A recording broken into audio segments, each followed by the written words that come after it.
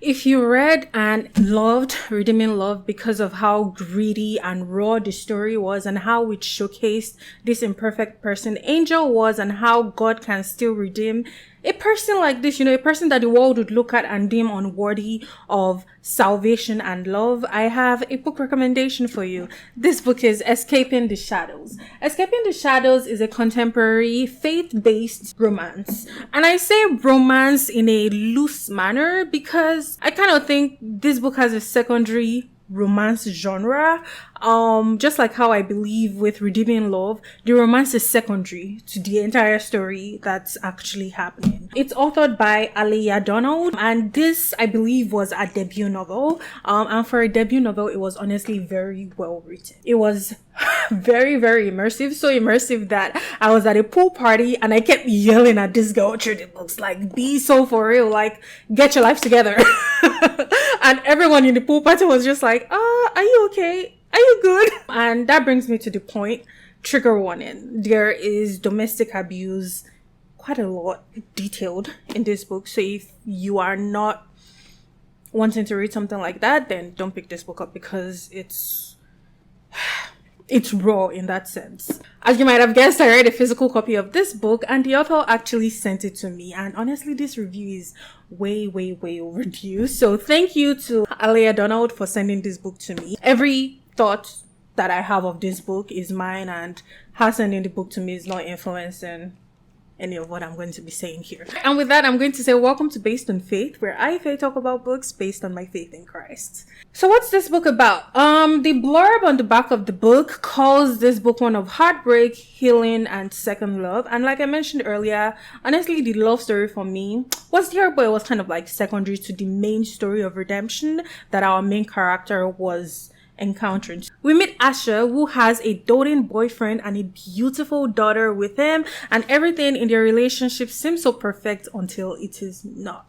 Asha grew up knowing and loving God, but when her mother passes, this is before she meets her boyfriend, by the way, she drifts away from the faith, but not just the faith, but also her family friends. She drifts away from her childhood best friend, Zara's brother, who is a friend by proxy, Malachi, and Zara's parents, who were like second parents to her. And these people were like her main circle with her mother, and she just pushes them away in pain and grief when her mother dies. And during this period, she goes on a date with someone who starts getting a bit physically touchy during their date, and Russell Stephens, that's a boyfriend now, steps in and he saves the day. He's a policeman. He was out with other policemen, and when he saw that there was this damsel in distress whose date was being a bit too physically touchy, he steps in, he punches the guy, I believe he punches the guy. Asha's just like, thank you so much for saving me. And the romance starts and the magic happens between Asha and Russell.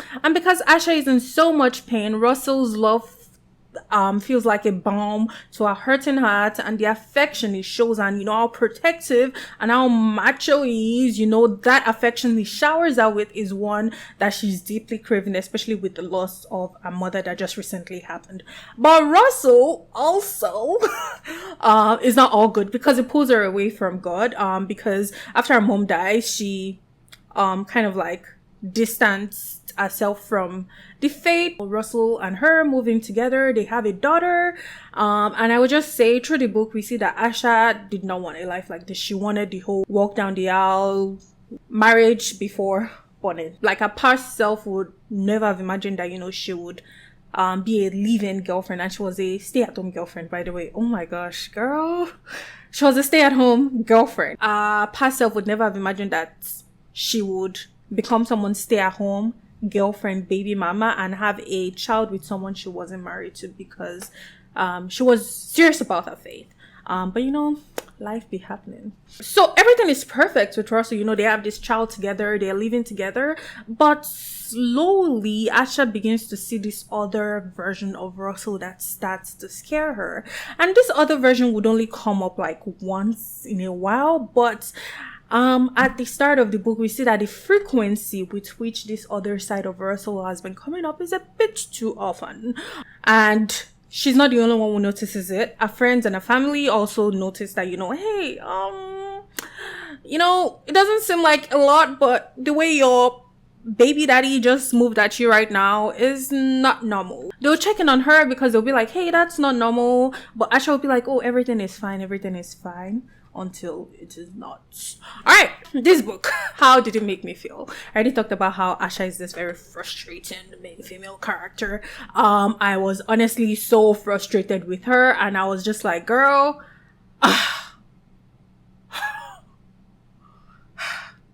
if you were my friend, after this whole audio, I'll sit down with you for 5 hours. Our loved ones kept trying to help her because they kept saying things about her relationship with Russell that was not normal, and she kept insisting everything was fine. Like, our friend at some point had the whole intervention. Like, even our friend's husband, Asha's husband, not Asha, Zara's husband, I believe his name was Akin, was even at some points like, hey, you're asking me to help with this situation, but I have to say something about it. And she's like, no, don't tell my friend. I'm going to figure it out. I'm going to handle it on my own. And honestly, I think that probably comes from like the shame of like, I made this mistake. I made this very stupid mistake. I put myself in this very bad situation that I honestly should not even be nearing at all. And it's just so heartbreaking. But I feel like even in the midst of that, I just wish she realized that the people who loved her love her so much, and there is no judgment, there is no condemnation with them because of how much they love her. I was frustrated with her because I was like, girl, you're not the only one in this mess. Guess who is also in this mess? Your daughter, your baby girl is in this mess with you as well. The other reason why I pitied Asha, or like I don't understand what she went through, but I was sympathetic towards her because Russell was the one who helped her through the grief of her mother. Like, there were other people who were willing to help her, but she shut them out. And so she's kind of like just used to like this good side of Russell. So when someone switches up on you, you're like, this is not normal. Maybe this is just like a fluke. This is not normal. And then they go back to normal and you're like, oh, they're normal. I don't know, is that gaslighting? So Asha, I think that really messed her up. And she would always want to hope that, this other version of Russell would leave soon. I'll also mention that while this book has some romance, if you're reading this book and you're like halfway through it and you're like, where is the romance? The romance it's simmering. It's down there. And I'm going to talk about that later in the things I didn't like about the book. I'm going to go into details about that later, but romance is simmering. It's down there, but it's not like overt. So it's one of those like, should we call it slow burn? Honestly, Asha's world was burning. It was on flames. It was on fire. So yeah, there was slow burn romance, but there was also slow burn situation in the sense that our world was coming apart. But that was a terrible joke. But moving on. There were so many scenes in this book that made me feel sad, made me feel, oh, that's so romantic. But the one that stood out to me was neither of those types of scenes. It was one where Russell goes with Asha to church, and because he's a policeman, everyone is all like, thank you for your service, thank you for your service. But knowing the type of person Russell is to Asha behind closed doors just makes me think sometimes that, the church tends to elevate people who are outwardly showy. Like, they show good fruits, great fruits. They seem like perfect gentlemen, but like, when you test the fruits, you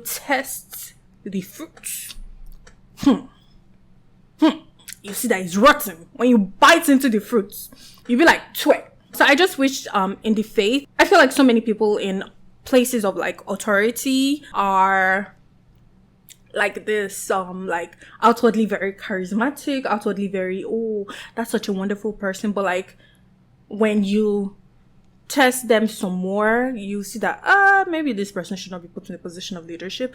And I just really hope like, the church, the global church, and also like small churches, when they appoint people into these places of authority, they did it with more diligence, watching and praying and testing the fruits, because you are really putting the lives of people, honestly, and the salvation of people in the hands of, honestly, some very weird people. Moving on from that, there was also a lot of romantic tension. I said the romance was slow burning. There was a lot of romantic tension in this book because we have Malachi, who is Zara's sister. Oh, I have not mentioned that. Yes, Malachi, who is Zara's sister, had a thing for Asha when they were younger. Still had a thing for Asha when they were growing up. And let's be very honest, still has a thing for Asha now that they are grown-ups. And Russell senses this. And because of this. He obviously is not a fan. And we also have Malachi's current girlfriend who is sensing something, and she's obviously also not a fan. And that brings me to the things that did not work for me in this book. All right, let's talk about it. What don't I like? One thing I don't like, not just in this book, but in my romances, I don't like love triangles, rectangles, geometries that pass line. It's only line me I like. I don't like triangle, rectangle. When, and this is a very important clause, when some of the participants are when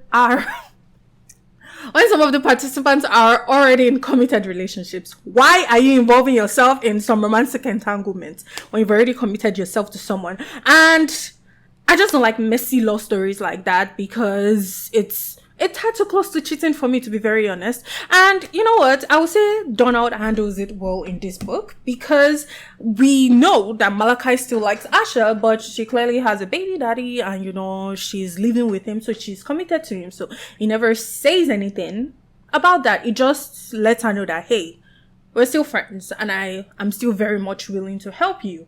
But the tension is still there. You can still sense something simmering. The tension tenses up very nicely whenever we have 3 of our 4 love geometry people in a room. Asha's baby daddy, Russell, Malachi, that's such a beautiful name, by the way. And Malachi's girlfriend, I can't remember her name. All the best to her, man. One more thing I didn't like about this book, and it's just like slight feedback, the ending was a tad rushed for me. I would have loved to see more time in the in-between. And if you pick up this book, you know what I mean by time in the in-between. But overall, I really enjoyed this book. I enjoyed Malachi's character. I enjoyed how, it was such I wouldn't call him a perfect gentleman, but he was a great,